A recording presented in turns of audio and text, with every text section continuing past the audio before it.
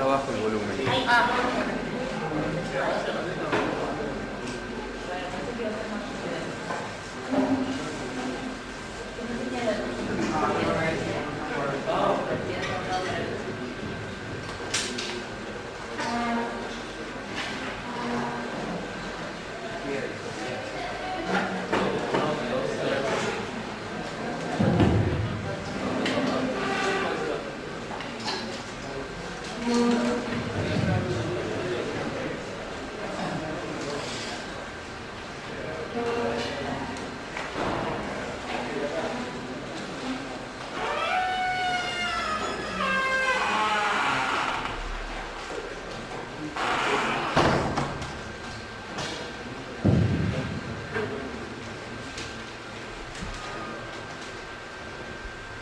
Buenas tardes.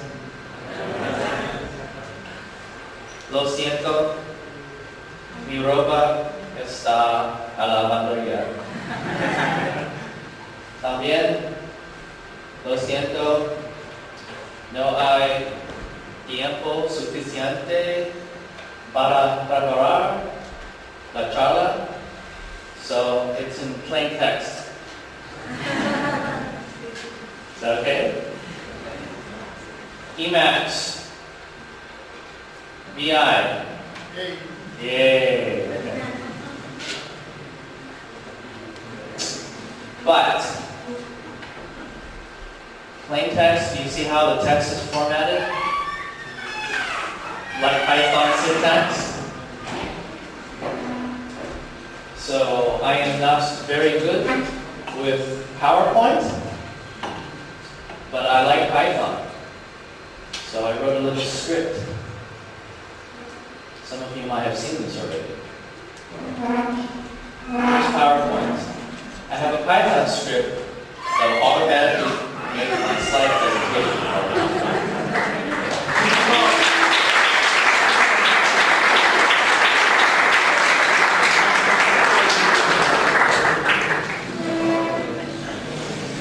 So on the airplane, I just need to work in plain text. When you move the mouse on the airplane, it does not work really well. So, okay, so welcome to my talk. This is Python 3, the next generation. Oh, one word of warning. So, PowerPoint does not do Unicode characters really well, so the I in Kumin is not going to come out correctly. So, just same goes for Sao Paulo, it's not going to look good either. Okay. So, just be ready for that. Okay. So today I'm going to talk about Python 3, which is, the next generation of the programming language, but not too many people use it yet. So I will talk about updates, how it is different from Python 2. I will answer all of the preguntas that I put in the talk description, because those are questions that people ask me all the time.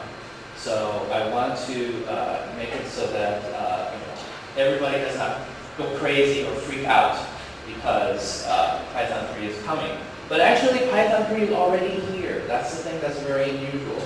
Python 3 is almost 3 years old, but most of the world is still running on Python 2.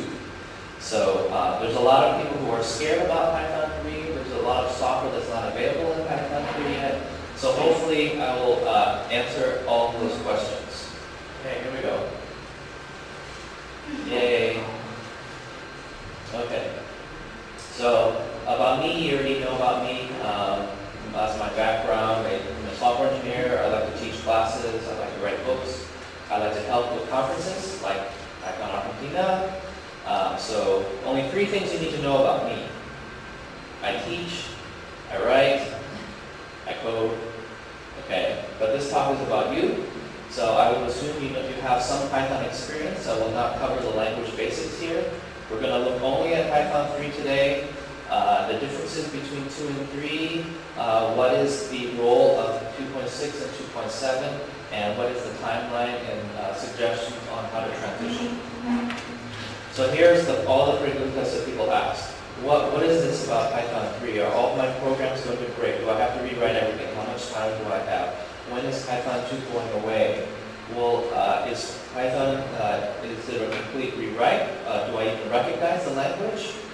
What are those changes between 2 and 3 anyway? What are good migration plans and transition tools? If I am new to Python, should I learn Python 2 or Python 3? And are all Python 2 books, no longer usable? So those are the usual questions. So I'll try and answer all of those. Okay, so the rumors are all true. There is Python 3. It's the first thing. You have to accept that. Okay? There are some users, but most companies and most developers around the world are still using Python 2. Some projects have already been ported to Python 3, but more projects have just started porting, and the porting can take a long time. So I am not a Python 3 user yet because a lot of the software that I depend on have not been ported. So I have to wait. I have to wait until the software that I rely on, that I depend on, has been ported before I can port myself. So Python 2 and 3. So now we're at the middle, the crossroads, right at the end of the previous generation and the beginning of the next generation. So whenever, in my books and whenever I teach Python, I always don't talk about versions. I always talk about only the language. And I don't really care too much about what is the difference between 2.4 and 2.5 or between 2.6 and 2.7. Usually it doesn't make a difference. But unfortunately, I cannot ignore that Python 3 is backwards incompatible with Python 2. I cannot change that. That's a very big deal. But what is this incompatibility? Okay, so why does Python 3 exist? The reason is because when Guido first created the language, what the design decisions that they made were the right thing to do at that time. But over time, now the time has passed, Python is 20 years old. Okay, some of these early decisions they felt were not correct, so they want to fix those. The problem is every version, you're taking all of these bugs or flaws with every succeeding version, you cannot get rid of them. Okay, so this is one chance we can get rid of all of the old stuff that's not good, and then keep only the good stuff. Also, they want to provide more data types that are unified. There's too many types. Let's consolidate. Okay?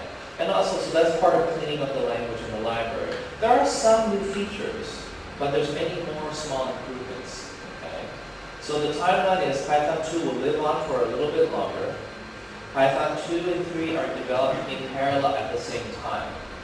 Okay, so that's why 2.6 and 3.0 came out almost about the same time.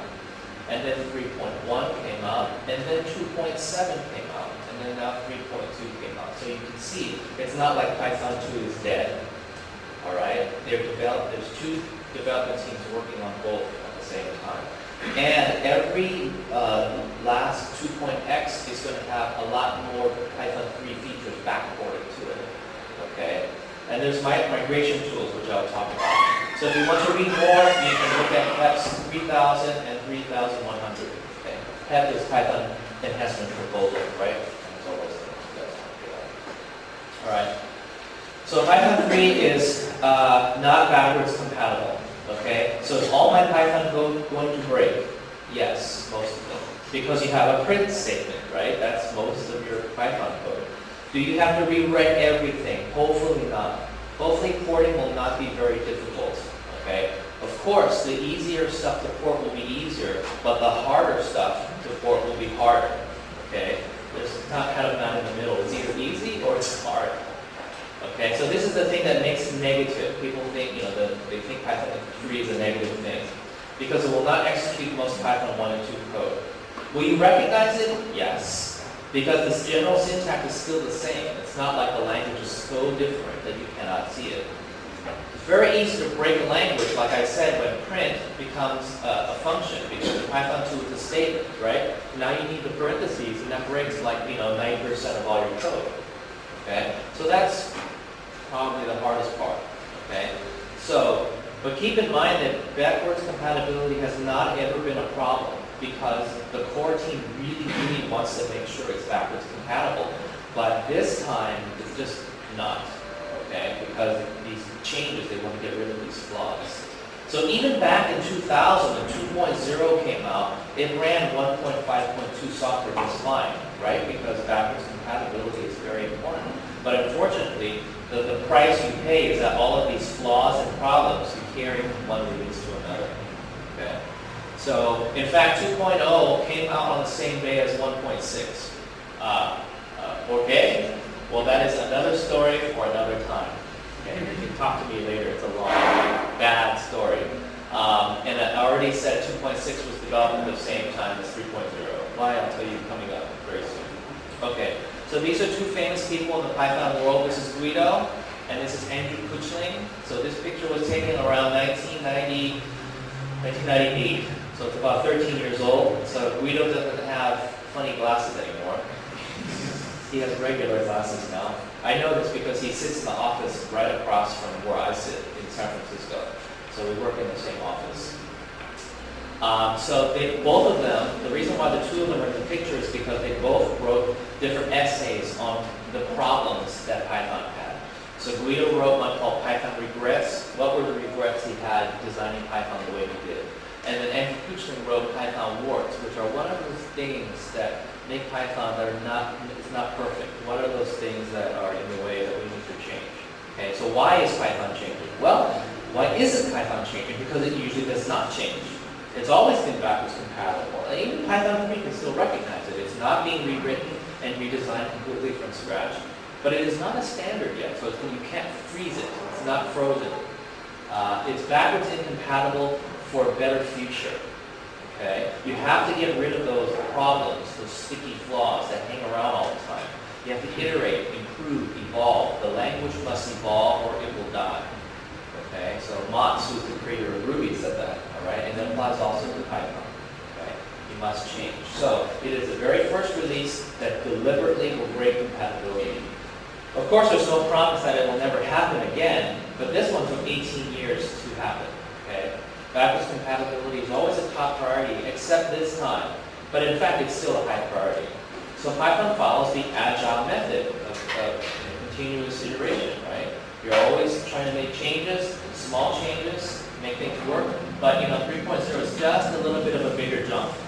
Okay, just a little bit. So the main differences, and I'll talk about most of these in the rest of the slides. Some statements are changing to functions. Strings are switching from ASCII and Unicode, so they're going to change places. So Unicode is now going to be standard. True division, new syntax for exceptions, iteration, a lot of iterators everywhere, changes to types, and then other small changes. So I'll talk about each one of these now. So this is the easiest way. The print statement is the easiest way to mess up in Python 3. You have to get used to typing the parentheses. So in Python 2, you can still type parentheses too. All right. So why are they changing the print from the statement to function? Because if it's a statement, you cannot fix things, you cannot add new features to it. But if it's a function, you can, right? You can always add another, another default parameter, right? And if you use it, that's great. But if you don't use it, that's okay. Your code's not going to break. All right. So that's one of the reasons why. That's the main reason why print is changing to function. Okay. And if you don't want to have your own print, then you can change it because it's like a built-in function. So it's not a reserved word anymore. You can actually replace the print function if you want. So if you want to read more, look at PEP 3105. Oh, by the way, BIF means built-in function, FF means factory function, if you see those abbreviations. So here's an example of the old print in Python 1 and 2. You have a print statement. Okay, so you'll see that I don't have the comma here. I did that on purpose so that you can see it does string concatenation. Okay. If you want to use the new print starting in Python 2.6, you can also use it in 2.7. You can import the print function. If you import the print function, you cannot use print as a statement anymore. So it's a one-way. Okay. So in Python 3, everything is in parentheses now. So again, I leave out the comma to show you that you can have no space. Okay, so that's the difference. For strings, in America, we're not really good at using accents on the letters, and so everybody gets this error. right? Everybody got this error before? Yes, right? Almost everybody. Okay, so this is the problem is we have non-ASCII characters in correct 8-bit strings. Okay, so if you want to read more about Unicode, take a look at that. So the change is to use Unicode, but really we should talk about Unicode and ASCII because it's not Unicode versus ASCII. It's really the difference between text versus data. Okay, so text is more accurately represented using Unicode. Those are what text strings really are, okay? And everything else, data, ASCII data, 8-bit strings, binary data, those are just bytes. They don't represent text, okay?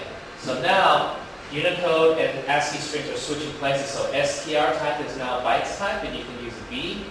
Unicode type is now str, so there's no more U. There's no more base string. And then there's a new mutable bytes array. You can read more from these texts. Okay? So those are strings. So now let's talk about classes. So a long time ago, there used to be classic classes. So these are Python classes from the very beginning all the way up to 2.1.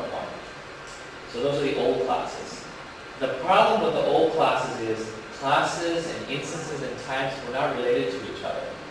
And so that's wrong for all the other object-oriented programming languages.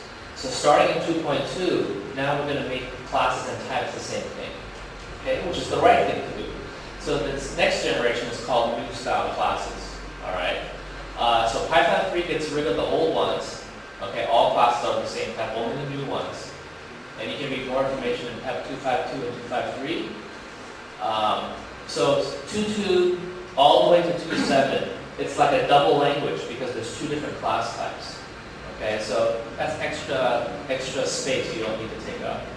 Okay, so old classes were in normal object-oriented languages, classes are types and instances are objects of those types. The problem is that Python classic classes were not normal.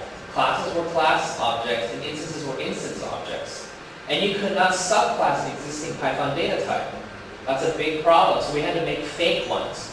So any of you use user list, user dict, those are like the fake classes to pretend they're a list, to pretend they're a dictionary, and then you can subclass those. Okay? Waste of time, energy, doesn't make any sense. So new style class, what is the difference? The new style class you inherit from objects, and then if you in Python 3, both of them will do the same thing. But if you do this in Python 2 with no object, then it's a classic class. Okay? So always try to use object. All right, so changing the syntax for exceptions. In Python 2 and 1, there's different ways to raise exceptions and there's different ways of handling exceptions. In Python 3, they improved it, they consolidated it, so there's not that many ways of doing it, and it's not as confusing. So look at PEP 3109 and 3110. So, if you're going to catch or handle one exception, you have except followed by exception name, comma, the reason or the instance of that exception. If you want to catch or handle multiple exceptions, you have to put the exceptions inside a tuple. And so, of course, the exception instance E usually has an error string. The easy mistake for beginners is they don't have the parentheses like this. Okay, that's a syntax error. Okay, so that's a bad thing. So they changed it, so now you have to use as, so you don't confuse the comma anymore. Still have to have the parentheses though, if you have more than one. Okay, so the as keyword is required starting in 3.0, and it's available starting in 2.6 as a transition tool. So with 2.6 and 2.7, you can use a comma or a as. Okay, so you can see more of that in PEP 3.1.0. Now, what about throwing an exception or raising an exception? So I'm not sure how to say this, but in Python there's supposed to be only one right way of doing things, right? Unfortunately, there's 12 different ways to throw exceptions in Python. Okay, I looked them all up because I had to put them in a book, right? So the most popular ones are raise exception, and then raise exception, comma, E. So there should only be one right way of doing things. So the new way of doing it is pretend they're a class. To instantiate a class, you have to put parentheses. Okay, so that's the best way of doing it. So this is required in Python 3, but it's available, quote, starting in Python 1.5 as a transition tool. That was the magical release when exceptions changed from strings to classes. So you can actually start doing it this way starting at 1.5, but very few people did it that way. They just used the old way of doing it. Okay? And then of course, then they were changed to new style classes in 2.5. There's one integer type. So there used to be two. There used to be int and long. And int used to be size. So they used to be like an unsigned 32-bit or 64-bit integer. But if you went over 32 bits or 64 bits, then you got an overflow error. And then there used to be longs, which had no size limitation except for how much virtual memory you had. And anytime you see a number that has an L after it, that means it's a long. Okay? So starting at 2.2, they're merging them together into one type, one integer type. So now you will have no overflow, and it's unlimited in size. And then there will be no trailing L in Python 3 and higher. Okay, so for more information, look at PEP 237. Another thing that's changing is division operator. So the main problem with this is that it does not give the correct answer for new programmers. So I'm going to talk about classic division, floor division, and true division. And so a lot of people actually like classic division, which is floor division for integers, but that's changing. So the old way of doing things, classic division, is this is a default 2.0 division symbol. If you have integer divided by integer, that's floor division, so the fraction is truncated. If you have one float, that's going to give you a float or true division, even if only one of them is a float. If one is a float, then the other one who's an int gets turned into a float anyway. So for example, 1 divided by 2 is 0, 1.0 divided by 2 is 0.5. Okay? So even though number 2 is an integer, it's still a floating point operation because at least one number is a float.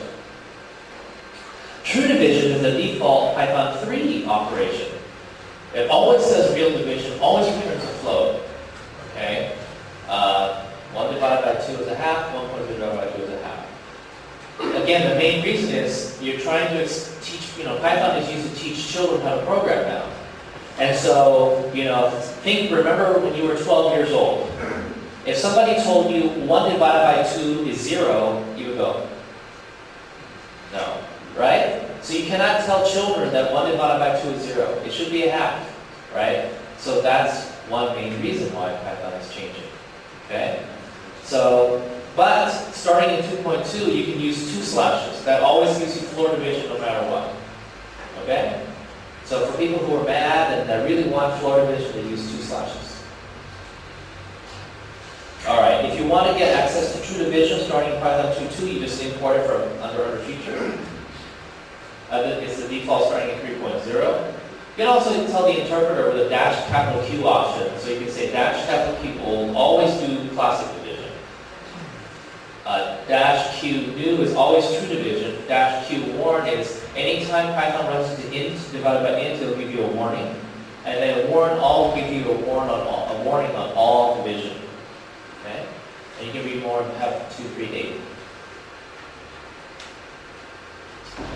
So more changes to integer literals. So we know that hexadecimal is 0x, right? 0x, 0x, lowercase, uppercase. So the change is going to be to octal, and there's a new binary literal.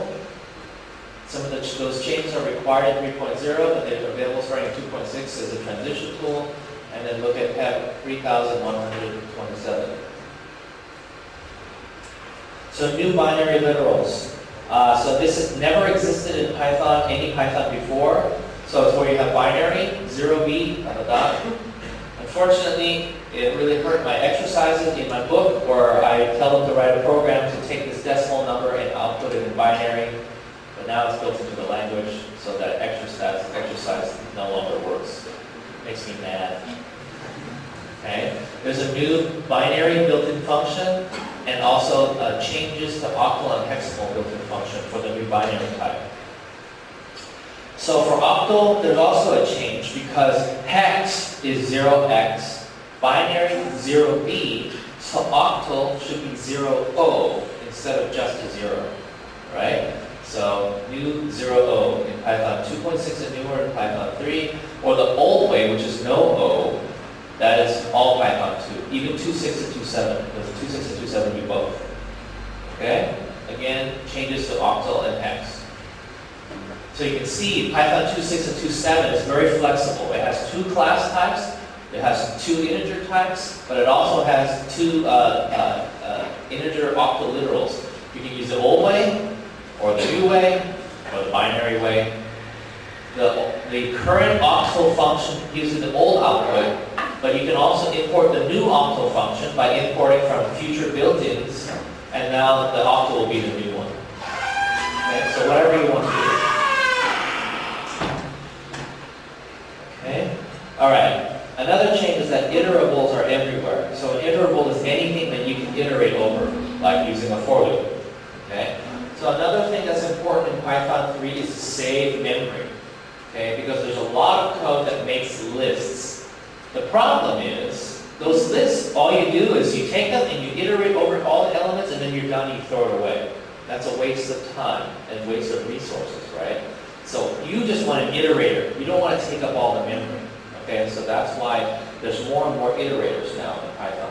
Okay, it's better than having the entire data structure in memory, because what if your list had, a million objects in it, right? That's too much memory to take up, especially when all you're going to do is iterate over each item one at a time anyway. So you don't need to waste memory when you do not have to.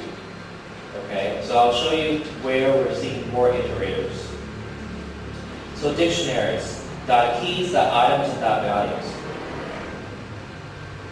In Python 2, those return lists, right?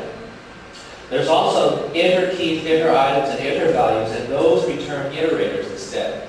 So what's going to happen in Python 3 is those will take the place of the original ones. So in Python 3, .keys, .items, .values, those are the same thing as .iter keys, .iter items, and .iter values. So it's an iterator now. Okay? If you really want the list of keys, you just call list on your dictionary and you'll get the list of keys if you have to have a list. If you want to sort a list of keys, then you just do sorted on the dictionary. Okay? So you can read more in PEP 3106. Okay? No problem? Yeah. Alright, similarly, built-in functions are changing too. So map, filter, xrange, and div. Okay, those are built-ins. Well, xrange actually doesn't really return a list, but all the other ones return a list. So in Python 3, they're going to return an iterator instead. And then other changes, the reduce function, built-in function goes to functools, and then raw input becomes input. Okay, so more on these changes in PEP 3111. Okay, dictionary comprehensions. So this is inspired, it came from using dict, but you pass in two tuples for key value, key value, key value, key value, right? Why do you have to do that? Okay, when you should try to use,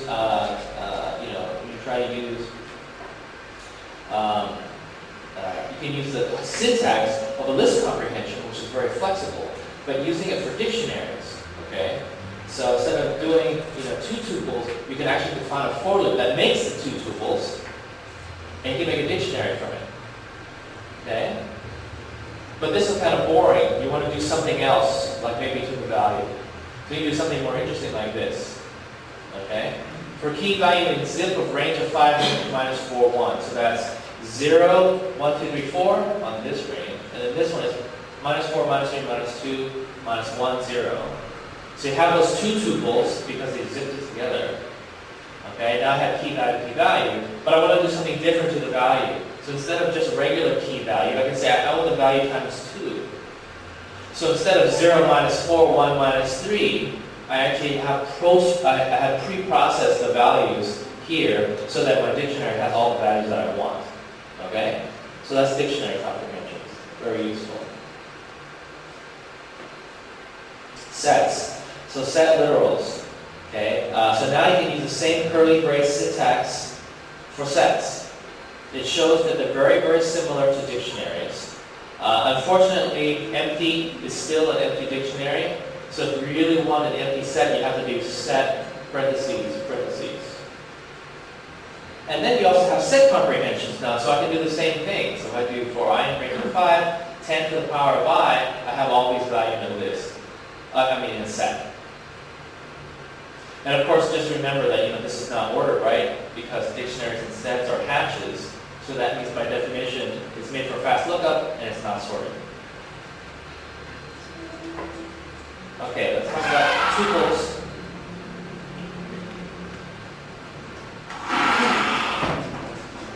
So because tuples are immutable, means you cannot change them, they're read-only, they never had methods before, until now.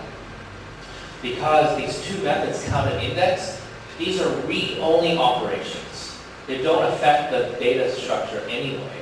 So why can't I use them? Because count will count how many times an object is in your list. An index tells you where is the first place I can find that object. Why can't you do that with a tuple? Because a lot of people have tuples, and if you have to convert it to a list, call this method just to get that value, then that's a waste of memory. Why should we create the list just to call count on it, right? So that's why they added these methods to tuples, because they're read-only anyway. It does not affect the tuple. Okay? All right, so reserved words. So that reserved word means a statement, a constant, a keyword. So new keyword starting in 2.6 is as and with. New keyword starting in Python 3 is non-local, true and false. So true and false are actually not keywords in Python 2. So if you have an enemy you do not like, in the Python 2 code you can do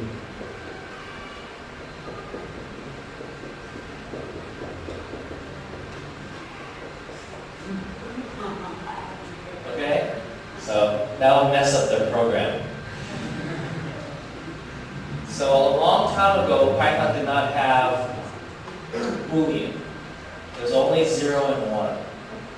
And so the reason why true and false, when they came, I think somewhere around 2.2, I think, the reason why they were not keywords is because in a lot of code, remember backwards compatible is very important. So in a lot of code that's old, you have this, right? If you make these keywords, it's going to break this. So that's why they were not keywords until 3.0. Okay? So that's to show you how important the core development team thinks backwards compatibility is. Okay?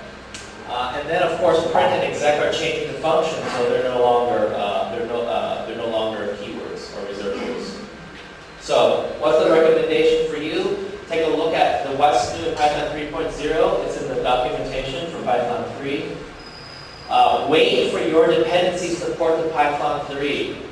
Okay? It's pointless unless you want to exercise, to practice porting your code to Python 3. If your underlying code, like your database adapter or your networking code like Twisted, is not available in Python 3, then you just don't need to port, right? So you wait. Okay? Start with good test coverage. Make sure all of your software passes the tests that you made. Port to the newest Python 2, because 2.6 and 2.7 have Python 3 features backported to it already. So you can already start coding in a Python 3 way. So 2.6 is kind of the oldest release you should be using. Okay? Use -3. If you do start Python with -3, it will tell you against things that are not compatible. So you have some clues. There's a tool that comes with Python called 2to3, and that will basically run your code on your Python 2 source, and it'll output the diff. So you can see. And you can also do -w. If you do 2to3-w, it'll just create the new Python 3.py file and save your old one, the Python 2 one, as a backup. Make sure you make all the fixes and make sure all the tests pass after you run 2to3. Okay? And then you should be okay. So how much time do you have? I think you have a lot of time. When is Python 2 going away? I would say in a few years, maybe. Okay. So the 2to3 tool, what does it do? It will change like your single backward, single quote to REPR, because this is going away. Changes your print statements to functions. It removes the long L. It removes the old not equals from less greater to not equal. Actually, callable, I don't know if this is going to be around anymore because callable went away and then it came back, so maybe you don't have to do that. But it's not a crystal ball. It cannot predict the future, so it cannot stop using modules that are gone. It cannot start using modules it does not know about. It doesn't know how to do class decorators, and it doesn't know how to do iterators and generators, okay? It's just a source code conversion. All right, so you can read more at the website there. There's another tool called 3-to-2 that goes the other way. So this one's not in the standard library. 2-to-3 is in the standard library. So when you download Python, you get 2-to-3, but you have to go and download 3-to-2 because that's a separate project.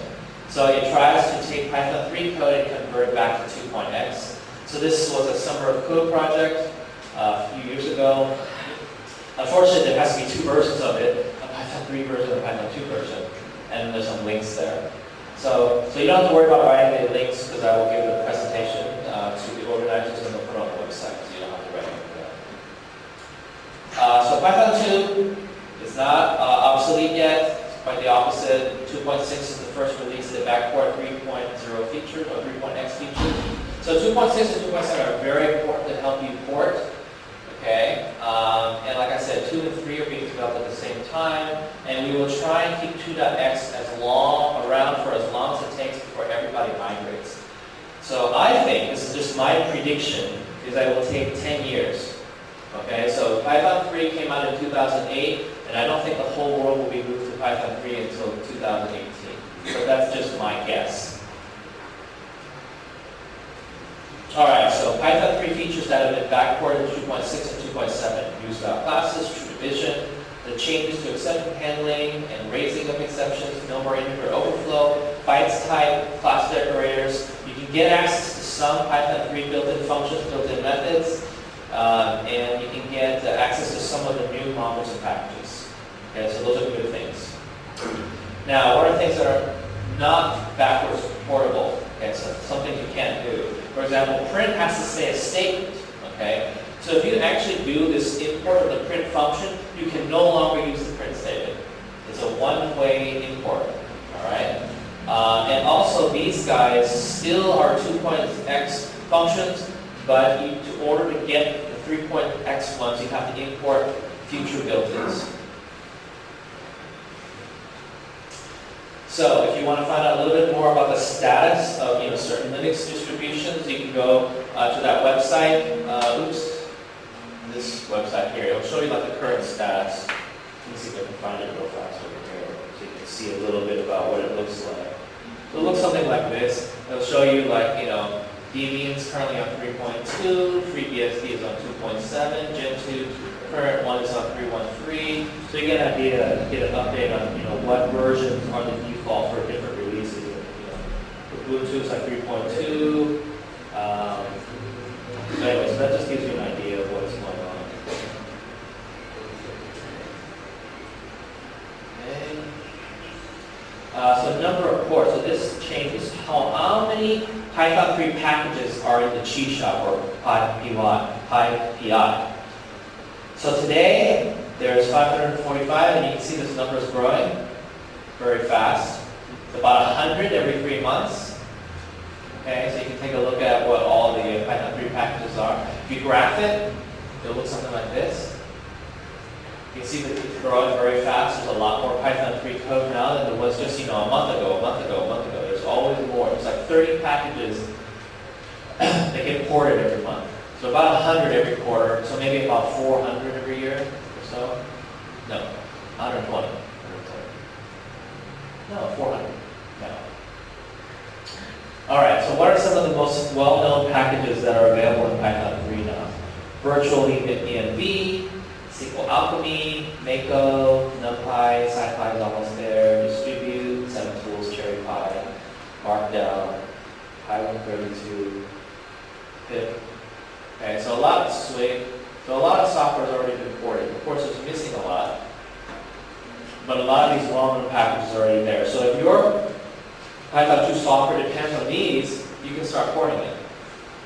Okay? And to keep track of what packages and modules have been ported to Python 3, there's a bunch of websites here. It just tells you which ones have been ported to Python 3, which ones have not been ported to Python 3.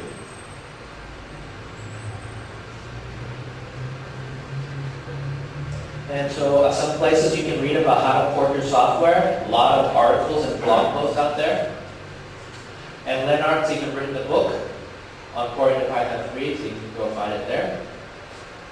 He also gave a talk at PyCon in America on porting to Python 3 as well. So what is the future? Right now we're at Python 3.2.2. 2.7 is supposed to be the last Python 2 release. That's what Guido says. He does not want to go to 2.8 or 2.9, but he says if we have to do it, then we will, but he would prefer not to do that. He wants 2.7 to be the last one. So right now it's on 2.7.2. Python 3.3, the release schedule is TEP number 398, and it's supposed to come out around August of 2012. So books and learning Python. So people ask, so should I learn Python 2 or learn Python 3? So if your friends ask you, then you say, do you have an existing Python 2 code? If you have code that's in Python 2, then start there. If you have no code at all, then you can start with Python 3. There are some Python 3 books, but they're probably obsolete because they were mostly 3.0. Okay, so, and they're probably not all that useful yet. Are all Python 2 books obsolete? Not yet, because there's so many books and tutorials that are still in Python 2. But there's going to be combination books very soon. So like my book, the next edition I'm going to work on, it will be Python 2 and Python 3. It will not be just Python 3. Because like I said, it's already going to take a 10 years to change to Python 3 anyway. I don't think Python 3 is that widespread. Plus for developers, it's easier to see, it's nicer or more useful to see, here's the code in Python 2, here's the code in Python 3. So you can actually see the differences, right? I think that's helpful. So, if you have existing Python code, you should try and port your projects just as an exercise so you can get practice. All right, so if you go to PyCon 2 this year, there's all of these talks were recorded already, so you can look at the videos. So there's at least 5 Python talks from PyCon. You can read about it, and then Lennart gave this one, which is based on his book. Okay, so you can watch all the videos. All right, so to wrap it up, why Python 3? Because the language is evolving. The future is already here. It's 3 years old. But Python 2 is still here. Okay? It is backwards incompatible, but it's not so different that you don't recognize it. The main point is to improve the language, evolve, and get rid of these problems that have been staying with the language for a long time. So Python 3 is still a little rough, especially if you do a lot of manipulation of strings. Okay, because Unicode is a little bit tricky, right? So you have to be more careful. Okay, so to ease the transition, there's a lot of tools to help you out. So Python 2 is going to stick around for a while, so it's not going away. 2.6 and 2.7 have Python 3 features backported to it. You can use the -3 switch and the migration tools like 2 to 3 and 3 to 2 to help you port. And the goal is to make you like Python even more later. You just have to get through this period, okay? And that's it. All right, thank you.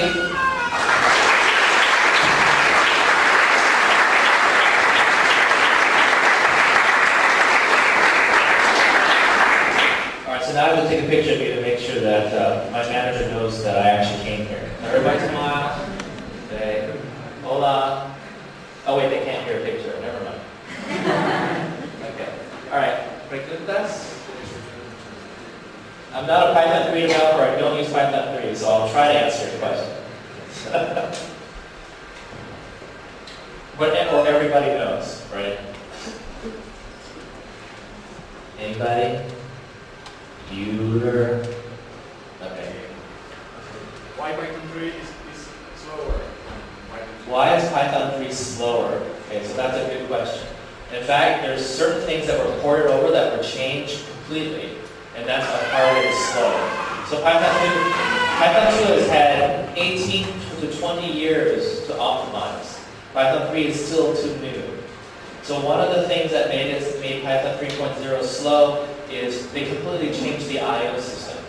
So string I/O and lots of just regular file I/O. In Python 3, there's a new module called I/O, and that was originally written in pure Python. And then people realized it's way too slow. So in 3.1, they compiled it in C. So there's a lot of new code that's still in Python that they have to optimize or port to C to make it faster.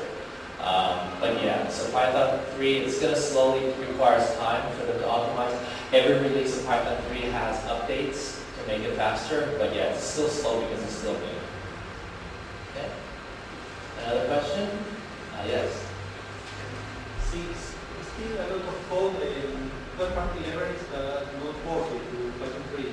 Don't you think it's a bit misleading that in Python.org it offers to download a reverse option Python 3? I don't know if it's intentionally misleading. We should probably make it more clear that, of course they want people to adopt it. And if you don't try and push adoption, then nobody's going to port it and nobody will ever use it. So I think the main point is education. Is so that you know that there's Python 3. And once you try it, you realize, oh, not everything's been ported yet. But at least you've already tried it. If you never, so I don't know. I don't do the website, so I can't say why for sure. But I think it's more about awareness more than anything else. I don't think they try to mislead, because that's not the intention of the team. Good. Any other questions? Okay.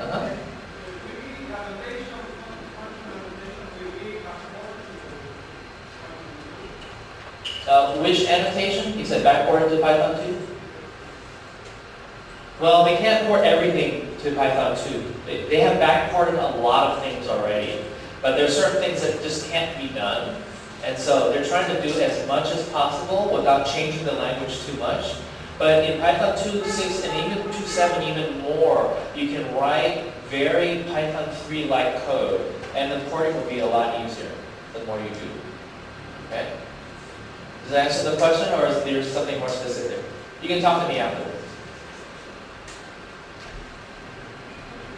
I must be with us. Okay, that's it.